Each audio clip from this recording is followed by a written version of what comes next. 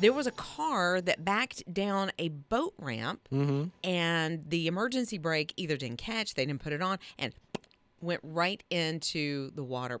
Almost a brand new car. It's Rob and Lizz in the morning. His radio, Brian sent in for Rob. Yeah, it happened again in Florida. They had to dispatch dive teams because a car slid into the water, was submerged. Why does everything happen in Florida? I don't know. Lots of things. And maybe it's a larger state. Okay. I don't know. Maybe that's it. And, so they were able to get the occupants out, but the car is submerged. I mean, can you imagine? Can you imagine making that call home to your wife or to your parents or to somebody? It's like, yeah, we got the boat in, but the car's in the water as well. Yeah. Well, so what happened when I was watching Live on Patrol is the tow truck driver shows up. They didn't call a dive team. This guy went under the water and hooked the hitch, I guess, or however they do it, to the car, and they pulled it out. And when they pulled it out, I want to say that the tag was a paper tag. Yeah. As in, like, they had not had that car very long. No. And I couldn't believe it. First of all, I couldn't believe the tow truck driver just sort of, dove up under there and got it, and they took off, and the driver was just like, I can't believe that happened. Yeah. There's been mishaps. Have you had anything happen? My mom, obviously living in the South, it doesn't snow that much. And when it does, it's usually gone. So this happened. We had gone to the mall, and we had a station wagon. And my mom backed up, to get out of the parking spot that we were in. But there had been a larger snow, and they had pushed all the snow into one big pile. And it was probably 8 to 10 feet tall. Yes. No other snow in the entire mall parking lot. None other. She backs into it, and we are stuck in the snow.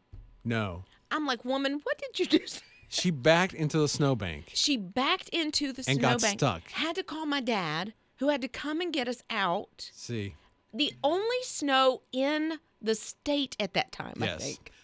This is the reason we can't set Hallmark Christmas movies in the South, because snow comes, there's chaos at the Piggly Wiggly. You're listening to Rob and Lizz in the morning. His radio. I feel like a lot of us have stories about car mishaps. It's Rob and Lizz in the morning, his radio, Brian sitting in for Rob. So I had one where I was backing out of our driveway. Yes. And this was probably 20 years ago. And I had a little smaller car, like a little tiny station wagon. And I backed into one of the huge ditches. Oh, no. And I'm like, I don't have any money. And I didn't. It's been a long time. And I didn't have anybody that could come and get me at that point. So a neighbor was passing, and she stopped, and barely said anything, and just hooked, something her car to my car and pulled me out of there and was like, bye. There, got you out of the ditch, huh? I was like, who are you and what? Yeah, so embarrassing. Fledge, what happened? So I was a scuba diver working in a resort in the Indian Ocean, and I had to take the 27-foot, 10-foot boat down onto the beach with the truck. And timing is very important with the waves. You have to reverse the truck very quickly when the waves go back, put the brake on, and then the boat kind of flips off the trailer into the water, and then you drive quickly before the next wave comes. So this was my time to do it with the boss's truck. I waited for the waves to go back. I reversed quickly, stopped the vehicle, but the boat didn't go all the way off the trailer, and I was stuck, and the waves came, and they were pouring in the door of my boss's truck on the beach. Oh, no. What happened? Yeah, so needless to say, I saw the dark, fuming cloud of my boss running down the beach to help get the boat out of water. Did you keep the job? Yes, Liz. Oh, good. I was wondering if he was going to be my ex-boss's truck. You're listening to Rob and Lizz in the morning. His radio. So the Frosty. Oh, it's a classic. It's iconic. Yeah, but they have a peppermint version. I don't know if this is the first year, but they have a peppermint version. I think this is the first year they've been doing these seasonal things. Yeah, because they had a pumpkin spice one. Oh my goodness! And I wanted to try it, and I never got around to it. And I never had like a PSL this year. It's just But like you're not a big PSL fan, I are used you? to be a huge fan, and then I think I got pumpkin fatigue, and so Yeah. I moved past it. But they had a strawberry one in the summer. They did pumpkin Right. spice, and then they've got peppermint frosty coming out at Wendy's, I think next week. Okay, so maybe the pumpkin spice one is still there, and you can go buy it. No, I'd say they probably have moved And then that one out. Get so. you like a kid order of French fries. Just you have a couple, so you can dip down. Man, in I there. have never dipped my fries in Frosties before. I'm learning so much. You are. This morning. has been an eye-opening morning. It really so. has, and the things that you don't understand that you really do like, you just won't admit it. Yeah, it's true. Jake's one of our video producers. You're a Frosty fan, right, man? Ooh, I could go for a Frosty right now. I love Frosties. So, but you have something that allows you to get a lot of Frosties. Yeah, so Wendy's has this little keychain that you can get, and it's for junior Frosties only. But if you have the keychain, you can get free Frosties a day. I think it's just like one. You can get one per person. And as a junior, Yeah. see, now I think that's a little, a little mini bite. And that's probably all you need anyway. I'm not judging. I'm not saying that. I'm just saying that would hit Why'd you the look at me spot. when you said that? That boy needs him a junior Frosties, all he needs. So. But you can try. So here's what Brian's Thursday looks like. Okay. PSL in the morning, your pumpkin spice frosty, and then maybe in the afternoon you go back for a little refreshment. You get a little peppermint. Yeah, because I'm going to borrow Jake's keychain. Rob and Liz. His morning crew. Walmart is getting, I guess, a makeover, or they've already done some of these makeovers. It looks like 100 and some odd stores. So they messed with the lighting a little bit. They've modernized the restrooms. So What does that mean? You I mean, know- I saw that and I was like, what does that mean they're modernizing the restrooms? So it might be They're where indoor now? Instead, right? It might be where instead of having to flush it yourself, that you've got the sensors, which Self-flushing. always is weird. Okay. But anyway, so they're updating some things, and it looks like it's all going to be rolled out. It's 1,400 Walmart stores in the Okay. next month or so. But Okay. something else they're doing that I like is the sensory hours. Oh, yeah, I heard about that. Yeah, so the lighting is a little dimmer. Like I think the music there may not be any music that's being played, so some different things. No, so the flashing lights or right, anything. Yeah. and yeah. so they're going back to or expanding those sensory hours tomorrow, which is pretty nice. Cool. I will say this. It's been driving my bride crazy. Why? The renovations, because she goes, I can't find anything anymore. They've moved everything around. Because, I mean, that's when you get mad. I mean, that's a first world problem when It you move is. everything around in your store and you didn't know where it know. is. So, They were moving the things. yeah, she goes, it's like Target when I go in there anymore. It's not like Well, Walmart. I will say it's part of the updates or the renovations is kind of following suit. So if you're a Target shopper, when you first walk in, they have like $1, $3, $5 little goodie area. Okay. And I think Walmart's trying to do something a little So similar. is anybody stocking up on that stuff? You know, I haven't been to Target in a good long while. No, I mean at Walmart. So. Oh, I don't know. Probably. Okay. Rob and Liz. His morning crew. The cost of stamps is going up. 68 cents in January. In January, it's 66 now, which blows my mind. Wow, the cost, because I think it was like 20 something cents. When I was 22 a cents kid. for a while, I think. I Maybe remember. that's what it was, yeah. Okay, Amy, what do you remember? When I was little, I would write a letter to a pen pal, and if I didn't have a stamp, I would paperclip a quarter to the corner of the envelope, and the mailman would put a stamp on it for me. Oh my goodness! So, like, where did you live? I've never heard of this. I grew up in a small town. I grew up in Stafford County. Rob and Liz. His morning crew. This is happening again. I feel like it's every couple of weeks. Rob and Lizz in the morning, his radio. Yes, it does feel like it's been like 2, maybe 3 times this year. At least twice, I think, this year Feel stamps have gone up. So maybe go ahead and stock up on those forever stamps. If you still mail letters out, or bills, some people still do that. Yeah. You know, and like I went through the post office the other day and it was so packed they hadn't filled it out. I mean, they hadn't emptied it, and I had to go to another post office because I wasn't going to put, any of my letters in there because there Oh, was my letters hanging goodness. out on the ground and stuff like that. So Wow. yeah, 68 cents. They're going to go up to 68 cents the beginning of next year. I can't remember how much they were when I was a kid. I want to say it was in the 20s. I think maybe 30. Man, I can remember 13 cents. Is that 13 really cents? is that really dating me? Well, Grandpa. I'll tell you about the good old days there. Come on. No. What about you, Scott? You remember when those stamps were 13 cents? I can remember, what was it, 19? I don't know about 13. Okay. 19? Where was that? Because They were in the teens. I know that. Yeah. I think it was like 20 some odd cents when Yeah. I was a kid. But yeah, we're getting into the season where we're going to be buying a lot more stamps than we normally do if you send Christmas cards. Okay. But 60, so right now it's 66. Yeah. It's going to be 68. It'll be 68 first part of, or I think in mid-January or something like that, they're going up to 68 cents. Oh my goodness. So anytime you buy those forever stamps, Yeah. you can use them forever. I love mine, or Charlie Brown are the favorites. I got to get Charlie Oh. Brown. Anybody else love the Charlie Brown stamps? I love Charlie Brown. Yep. Really? Like Snoopy, is it like, what's his name, Tweety Bird? No. No, that's not Tweety Bird. That's Woodstock. Woodstock. Oh my goodness. Rob and Lizz. His morning crew. I'm still waiting for that Thanksgiving special coming out. It's the great I Am, Charlie Brown. It's Rob and Lizz in the morning on his radio. I'm Brian in for Rob. Okay, so I know who could be the star of the great I Am. Yes. There is a guy in Georgia, and he's been planning this, I think, for a while. He wanted to grow the biggest sweet potato ever Yeah. because the Guinness World Record was somewhere like 86 pounds, which is quite the sweet potato. For a single plant. Yes, and for you a single. harvest like 86 pounds of sweet potatoes from that one plant. So Yeah. This one he got 186. Yeah, I think he got the record. 100, but it hasn't been verified yet by Guinness. Okay, come on, Guinness. It's like over twice the record. But he said it was a good growing season. This is a fascinating thing.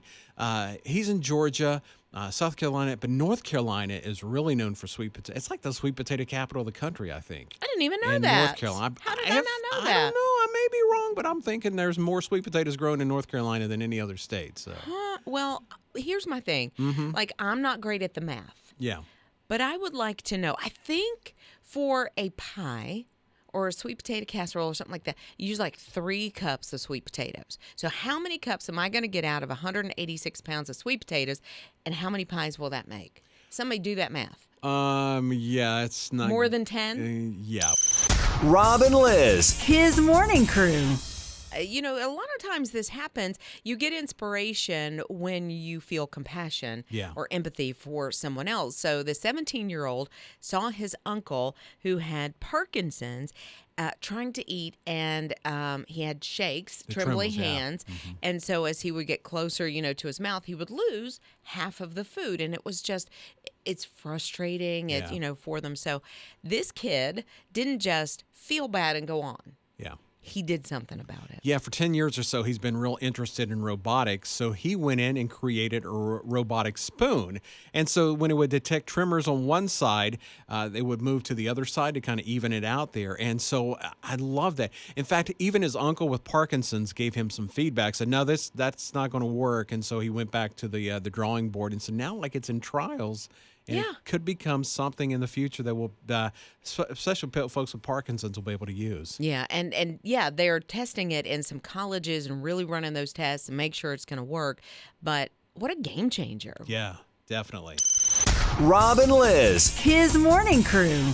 I'm kind of stunned. Like, first of all, I don't understand how we can be friends if this is the way you feel about this. Oh, first it's Star Wars, and then it's this. Yeah, like so many things. I know. Like, I honestly do not believe Brian and I come in on the same page on a lot of this type of thing, this, superficial kind of thing. I know. I mean, because I made a sentence or made a statement, it's like, mac and cheese, I don't really care for it. I can't understand. And so I guess it's the mom in me or the mac and cheese lover in me. Like, I'm trying to find the root of your issue, problem. We had mac and cheese growing up when I was growing up. I never had homemade mac and cheese. It was always Kraft. It was always out of the box. It was Kraft mac and cheese, which was fine. I never had trouble. I mean, it's fine. You're right. But now it's like, even if I see mac and cheese, I'm probably going to pass that by and go for something else. What would you choose? So the Thanksgiving, 2 weeks from today, Mm-hmm. the Thanksgiving meal, what do you choose instead of? Oh, I'm going to double up on stuffing. For sure. Stuffing? For sure. Wait a minute. And mashed potatoes. Hold on. We're going down a different road now because stuffing, not dressing, because Yeah. those are different. Oh, well, yeah. So stuffing is that Stuffing and lighter. or dressing. I like them both. But they're different. They are different, so, but But you like 'em. We usually have stuffing, but I will take dressing any day. Any Southern cornbread dressing? Oh, man, yes. you got it, But I yeah. don't understand the mac and cheese thing. I just Somebody's got to back me up here. Scott, what do you think, man? Mac and cheese, you like it? I like it, but look, I can't go overboard with it because we have it a lot. We have the homemade version a whole lot, and my family, everybody loves it, and I'm like, I'll eat it, but I just don't get that, I don't have that excitement that they do. I don't. There are other options, like you said, the dressing. Yes. The sweet potato casserole. That's what I get excited about. I'm gonna take mac and cheese over sweet potato casserole every single day. No, you give me some sweet potato casserole. I'm gonna dollop that up with Cool Whip all over it, man. It's my dessert. And now. the marshmallows. Oh yes, What is wrong with you guys? No, you don't want the streusel topping? It's so much better than the marshmallows. It's all right. But I mean, even if I got the streusel topping, I'm throwing Cool Whip on top of that for Cool sure. Whip on sweet potatoes? Look, you have to dig down deep. I'm going to send down a search party to find my sweet potato casserole or even my pumpkin pie because it's covered up with so much Cool Whip. It is all over. Rob and Lizz. His morning crew. Brian does not care for mac and cheese. It's all right. It's all right. Oh, whatever. Okay, so then it was that you would rather have dressing or stuffing. Or stuffing. Yeah. So Michael texted and said, dressing over mac and cheese every single time. Michael's with me. Yes. I don't get it. Okay. Jeff, however, texted 800-447-7234 and simply said, he doesn't like mac and cheese. And then a mind-blown emoji. Okay. And said, bless his little heart. Okay, I know what bless his little heart means. Yeah. All right, tell me about it, Olivia. Tell me about the mac and cheese. Okay, so with macaroni and cheese, obviously you've had it just straight out of the box. Yes, just Kraft. Okay, you need to learn to spruce it up a little bit. You can, instead of your milk, add some sour cream. And no matter what kind of cheese you have around the house, still add just a little bit more. I have never And that thought to makes do a that. huge difference. It does what now? That's how I got brought up. It changes it. It makes it a whole different version of Kraft mac and cheese. So it's the box mac and cheese elevated. Did you ever get like the full homemade like mac and cheese casserole? Yes, I think kind of. I mean, I worked in a BFAC on Fort Bragg for 18 years, so who didn't? I mean, that's how they made their mac and cheese, with scraps all the time. Rob and Lizz. His morning crew. So there's two guys that obviously did not get a lesson. They tried to steal somebody's car. So there were these two people that met in a park. They were going to have a date. So they, decided to meet in this very public place. Yes. And so while they were there, these two guys come up, try to steal the car. They try to take the car away. Neither one of them know how to drive manual transmission. They don't know how to drive a stick. So they kept trying, you try. I can just see it happening, right? Yeah. And eventually they were just like, forget it. I'm out of here. And they walked away. So they're still looking for the suspects because obviously they're trying to steal people's cars. They're on foot. But they didn't steal. If you drive a stick, you're fine. So I had to teach my daughter how to drive a stick. Oh, okay. And I think we got through one lesson and we got to the end of our road and I was done. And I was like, stop the car, turn it off, let me drive. Oh my gosh, It's you sound like done. my dad. My dad tried to teach me how to drive a stick, and it just was not working. It's to a point like, I'm embarrassed. You're my son. Oh no! I mean, he probably didn't say that, but in my mind, That's I'm what it felt envisioning like. what he. So he went on a business trip out of town, and I took his truck and went on old country roads and taught myself basically how to drive a stick. So Isn't that fun, though? it is like fun, driving man. A stick? I love driving. Everybody can drive a stick, right? Well, I did the same thing. I taught myself how Okay. to, but I think there's a lot of people that cannot. Ninja, you drive a stick? No. You're missing out. Jake? Okay. And Scott, you can. Come on now, right?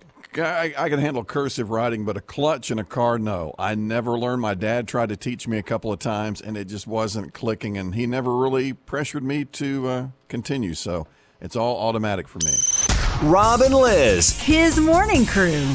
I taught myself how to drive a stick. I needed a new car. My car had just kaput. Yeah.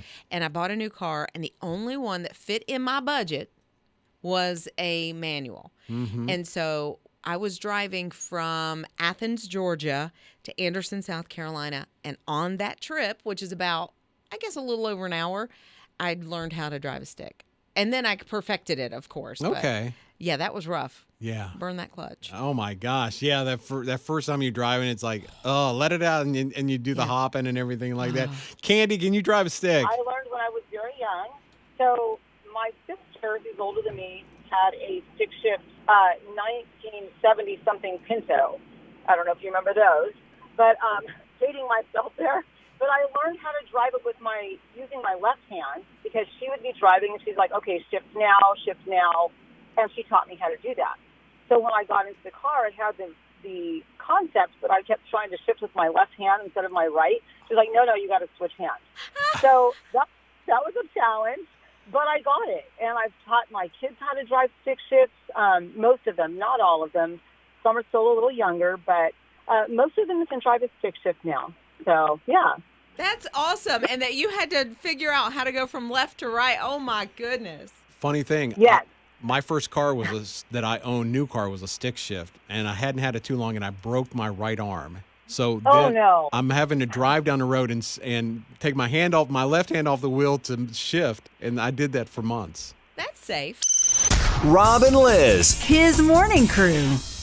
Got a call from Melody. What is the difference between stuffing and dressing? Oh, my goodness. Okay, stuffing is light, really light, and dressing is more solidified. Like you can get a whole corner of dressing and it's like a dressing cake. It's like a piece of cake, kind of. And stuffing is just kind of like, it is lighter. It is light. Like you could take the fork and sort of fluff it around a little bit, if that makes sense.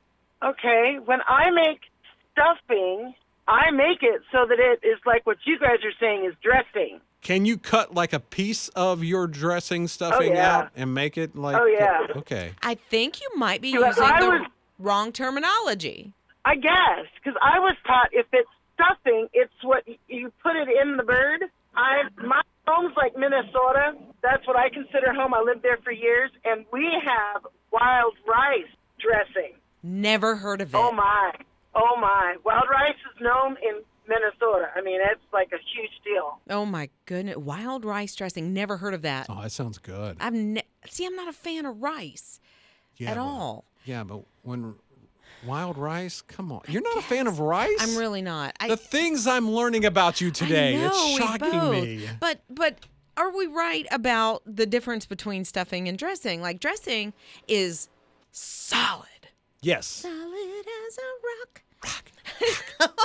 And stuffing is really like fluffy. Like you can take the what fork that dressing is made of. Yeah. My mom makes a northern dressing. She's from Ohio and she calls it northern dressing. Yeah. My grandparents always made the dressing because it was in a pan and you could cut it. Yes. And now look, I didn't ever pull anything out no bird and eat. I'm sorry. I ain't pulling nothing out no bird. I know that's, a lot of people do that. And then stuffing, we always like stovetop. Yeah. And so I've never put stuffing in a bird, ever. Like I stuff it with onions and all kinds of seasoning, but never no stuffing. Rob and Lizz. His morning crew. maybe we need to change the name maybe to druffing or stressing. Not stressing, please. Rob and Lizz in the morning on his radio. I'm Brian in for Rob. Yeah, too much stressing this time of year. 2 weeks from today is Thanksgiving. Oh, no. So Melody had called and asked, what's the difference between stuffing and dressing? And I'm like, well, stuffing is lighter, and we don't make it. I don't remember the last time if I have ever eaten stuffing, so I kind of Sunday. Don't know. You did? Yes. It wasn't Thanksgiving. It wasn't Thanksgiving. We had stuffing with some chicken. Okay. And we mixed some chicken in with it, and so it was and some mushrooms. It was delicious. Mushrooms. Okay, so stuffing to me is lighter. Dressing, like you could hold up prop a door with it. It's like I call it like a savory brownie. A little bit. You and think you throw that? the gravy on it, but Yeah, it works the same way. And you yes. want the corner piece just like a brownie. Oh, man. Okay. Yes. Ella texted. She said, y'all, You have done opened that can of worms now. Uh-oh. Where do you get your definitions of stuffing and dressing?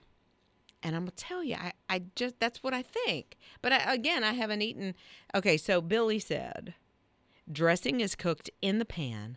Stuffing is cooked in the bird. So when you had, Brian, your stuffing on Sunday.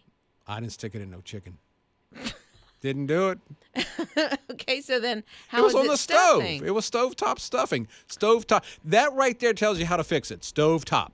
Stovetop. On the Put it stovetop. on the stovetop. So it's not necessarily in the bird. No, and so I don't know. Do you cook stovetop stuffing and then shove it in the bird? Yeah, I don't know. I've never. The only thing I've ever put inside the turkey is like the garlic and the lemons and the orange and the, all the herbs that you put in and that kind of thing. Do you pull those out and eat them? I do not. Okay.